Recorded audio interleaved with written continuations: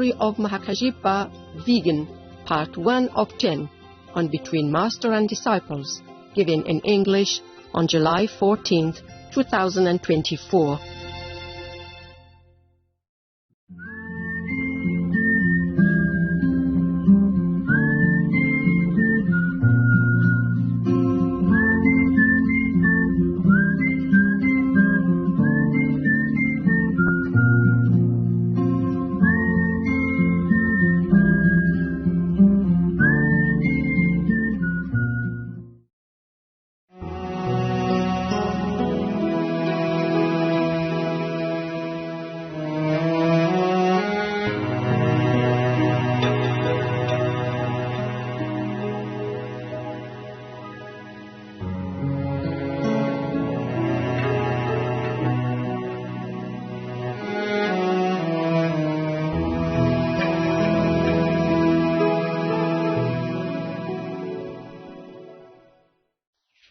Hi there, all the beautiful souls that descended into this world to give benefits to all others, as many as you are capable, according to God's grace and God's will. I'm glad you are in this world, and I love you for that. And I thank you for that. Even if you do some little good to others, even though you think it's little, but it could mean the world to the receiver. At least your soul is pure, your heart is benevolent, as you are worshiping God, praising all the masters, and thanking all the noble souls who are doing God's will for the benefit of all. I'm glad you're here with me. Otherwise, I probably would have felt or would be still feeling very lonely on this planet, as we are kind of far away from home. Though it's not far, but because of physical space, it makes us feel that it's far. But as long as we meditate inside, we can always contact home or make a brief visit to some nearby neighborhood of our heavenly home. I want to ask you, please also help me to thank Mahakasyapa, because I don't think I thanked him enough. And I want to tell you his story so that some of you who don't know who he is would feel honored to know him. You see, Mahakasyapa was one of the foremost disciples of the Buddha when the world Honor One was still alive, and he was named the ascetic number 1. Buddha had 10 foremost disciples, and some of them had the title, like Mahakasyapa is ascetic number 1. Maudalagayana is like magical power number 1. And the great Anand is good memory number 1. Yes. There are more. Sariputra is the wisest, for example. And according to a Buddhist legend, Mahakasyapa, the real Mahakasyapa, the monk, one of the foremost disciples of the Buddha, is still alive today on earth and meditating in a place, maybe a cave in a mountain, which is named Chicken Foot. Yes, so the one who had given me the Buddha Sarira, your sister wanted me to change the photo that they put on in the first place. They were not the ones that Mahakasyapa gave me, so she wanted me to change it to the real photograph. I really want to see it now, but I'm kind of far. I couldn't get there quickly enough yet. Besides, I'm still in retreat. I don't want to go too far. I shouldn't. once you are in retreat, you should be always in one place, as concentrated as possible in one place. Maybe you could be in the garden, but without seeing anybody and without letting anybody see you, so that you can harness all your power for some special purpose. Many people do retreat just to invigorate their energy and to harness all the power so that they can accomplish some task. Yesterday I had a talk with my dog people. Sometimes it's telepathically only, sometimes if possible by phone. And the dog people even know what I have revealed to you. I did not want to. I did not want to reveal it, but God made me. And after I revealed it to you, I asked God 3 more times whether or not it is the right thing to do, to reveal to you my real identity. Or if not, please let me delete these parts, because I don't know how people would react. And I also don't know how to react to their reaction. Yes, I just do not feel very comfortable talking directly, honestly, and openly like that about what I am. In this physical world, I'm just like you, but I'm connected with my highest self, and that is a different thing. Otherwise, I couldn't have enough power supply to do my work, which is a lot, and very, very heavy work. I want to tell you about Mahakasyapa so that you know how great he is, even as a human, as a person. Not to talk about a saint. He really is a saint. He kept his discipline.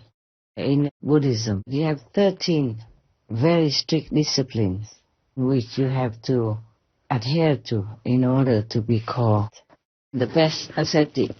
Like you cannot eat after noon, and you eat only 1 time a day. You have only 3 layers of monks' robes, and you have to collect the discarded cloth on the street, in the cemetery, or in the garbage area where people throw things away, to make your own clothes. You can't wear new clothes. You can't buy new clothes. You can't accept clothes newly made for you. You do it yourself. You pick up clothes everywhere, wherever you can, and sew them together, one piece at a time, to make into good warm clothing, to cover yourself with dignity. That's all you can have. And you have a baking bowl for going for alms, yeah? And take care of yourself once a day.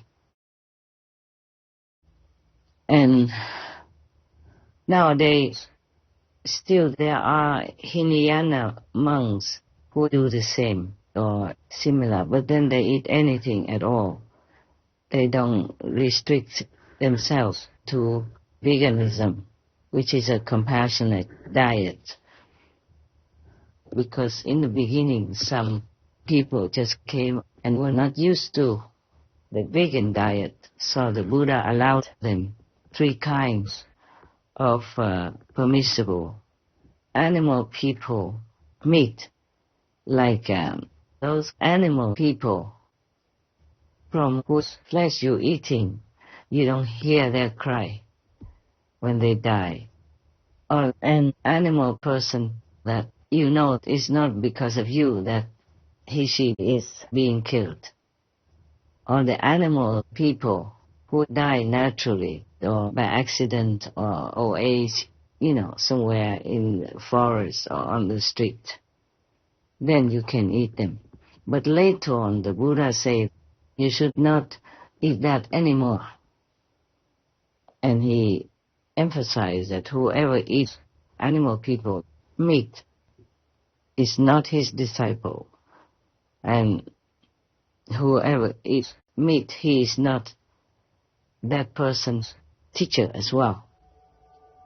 At that time, Arya, or sage Mahamati, or great wisdom, Bodhisattva Mahasattva, said to the Buddha, Bhagavan, or world-honored one, I see that in all worlds the wandering in births and deaths, the enlaced animosities, and the falling into evil paths are all caused by meat-eating and cyclical killing. Those behaviors increase greed and anger and make living beings unable to escape from suffering. That is truly very painful. Mahamati, having heard my words, if any of my disciples does not honestly consider that and still eats meat, we should know that he is of the Candela, or killer's lineage. He is not my disciple, and I am not his teacher. Therefore, Mahamati, if anyone wishes to be my relative, he should not eat any meat. The Lankavatara Sutra, Tripitaka, number 671. And the Buddha was strictly vegan. Yeah, you can see some of the excerpts that I have expounded to you some years ago about that Buddha was a vegan, because he named silk, down, milk, eggs, leather boots, or anything to do with animal people you should not use, because it causes suffering anyway. Bodhisattvas and pure monks walking on country paths will not even tread on living grasses, much less uproot them. How then can it be compassionate to gorge on other beings' blood and flesh?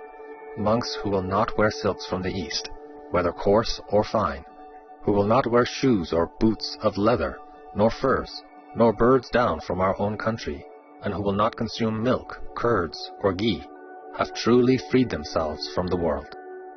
When they have paid their debts from previous lives, they will roam no longer through the three realms. Why?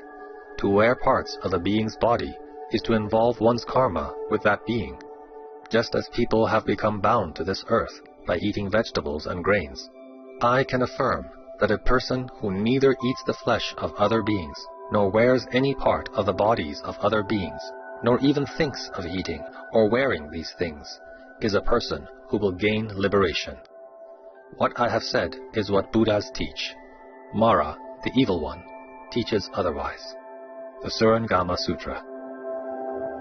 Even if that animal person is not killed because of you, if you eat it, then people will have to kill another animal person to sell to other people who want to buy, because you have eaten that portion of animal people.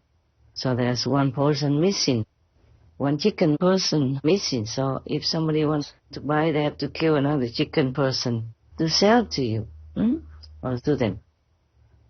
The Buddha taught compassion in all of the scriptures that he preached during his lifetime, which was many decades. So if a monk is supposed to follow the Buddha, he should adhere to compassion. That is normal. You do what your teachers do. Besides, it is, you should not do things. You should not kill others to sustain your life. Just like you wouldn't want to be killed to sustain other beings' life. You wouldn't be willing to be killed so that a tiger can be filled. Huh? No. So, similarly, a chicken, a cow, a pig, a goat person would not want to be killed to sustain your life, to fill your stomach.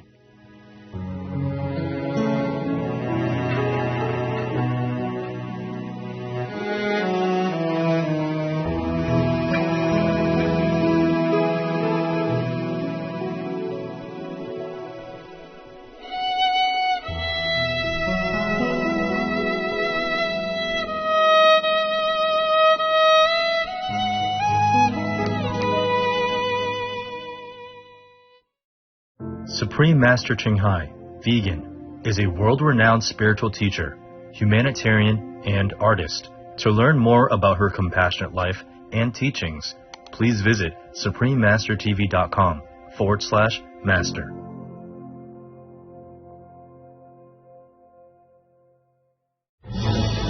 Peace is happening around our world.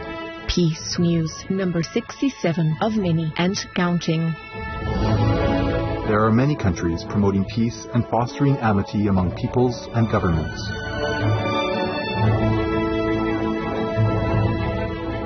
Etc.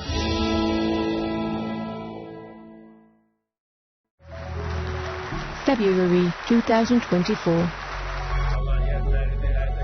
In his inauguration speech, the President of Azerbaijan, His Excellency Ilham Aliyev, expresses his intent to continue reconciling with Armenia and states that they can resolve all issues without outside mediation.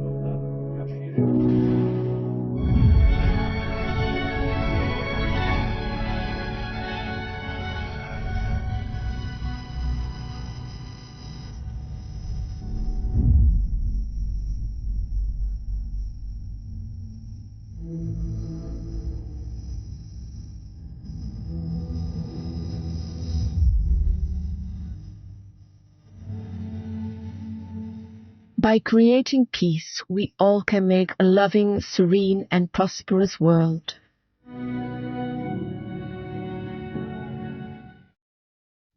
Vegan,